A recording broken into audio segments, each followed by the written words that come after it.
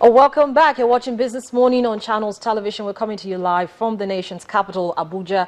Of course, Bosun Omofaya, business news editor, has been holding it down there in Lagos, the commercial nerve center. A lot is happening in the nation's capital, Abuja, this week. Of course, starting from tomorrow on Tuesday, the ministerial nominees list will be screened, and a lot of expectations with regards what will be happening or what will be the outcome. The markets are taking a lackluster attitude towards all of this. Investors are waiting to see what's going to happen. The markets have been bleeding, and hopefully we should see some reprieve very soon, but not for the fixed income segment of the market, where it's been holding its own despite the fact that there's a delisting from the JP Morgan GBIM at the end of the month, and then Barclays Index talking as well about removing some of Nigeria's bonds from its list as well. But the big issue, or one of the biggest issues, apart from the fact that the ministerial nominees will be screened tomorrow, is the fact that the 21st Nigeria Economic Summit begins as well in the nation's capital. We're talking about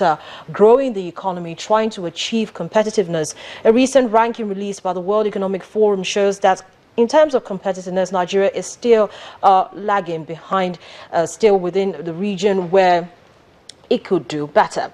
We're going to be talking about some of those issues and how we can achieve competitiveness going forward, especially with the cyclical global tightening that we've seen in recent times, with Buka Kyari, who is the chairman, Nigeria Economic Summit Group. Good morning to you, Mr. Buka. Good morning, Harriet. Thank you so much for coming in. So we've been talking about the economy virtually every day. Everybody's eyes have been following the numbers. It's the last quarter of the year. How would you rate the first 3 quarters?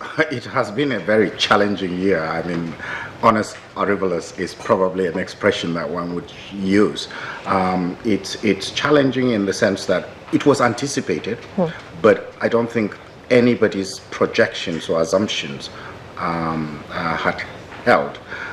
For example, personally speaking, we had a budget assumption where we made a prediction of 200 naira exchange rate. We made a call on interest rate, and we also made a call on the economic growth projection of the GDP.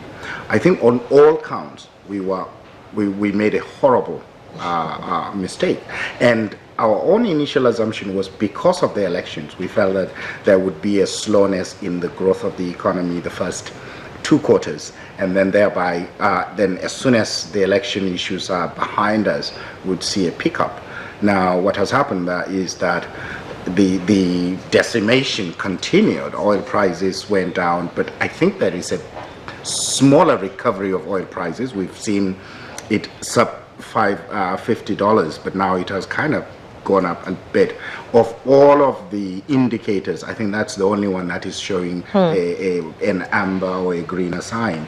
All others are still on the downside. However, the responses on the FX, even though inwardly looking it may be commendable, the uncertainties around that is still of significant concern, especially when you're looking at or talking to foreign investors, whether it's a portfolio investor or somebody who is coming in and looking at long-term investment. They would like to have a certain level of clarity over FX and FX policy. But then investment portfolio managers actually feel that now is a good time to buy into the Nigerian economy, because in spite of the downturns, like you've rightly pointed out, the numerous challenges, it's still a very good market to come into. Yeah, you look at Nigeria. If you are a long-term investor, and I say that to anybody, both domestic as well as foreign investors, is that if you are a long-term investor, Nigeria is a good play. In fact, you will not find a market that is a better play than Nigeria, long-term,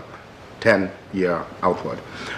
If you are a speculator, then this is not the arena for you to be in, because anything can happen in a matter of days or weeks. And that may actually be the situation until possibly the end of the year.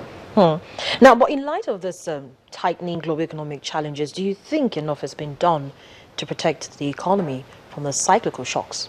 I think the protection, if you're talking from the monetary policy intervention that had recently taken place, you would say, yeah, this is more of an inward looking. I mean, to them with JP Morgan or Barclays. Or whatever. That's essentially what has happened.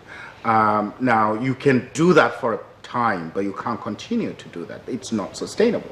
Therefore, there has to be a clarity of, sometimes when you do something, if it is communicated to you, you receive that bad news better than if you don't get any communication. You are stuck in Lagos traffic, and you turn onto a radio station and you heard that there was an accident just ahead of you.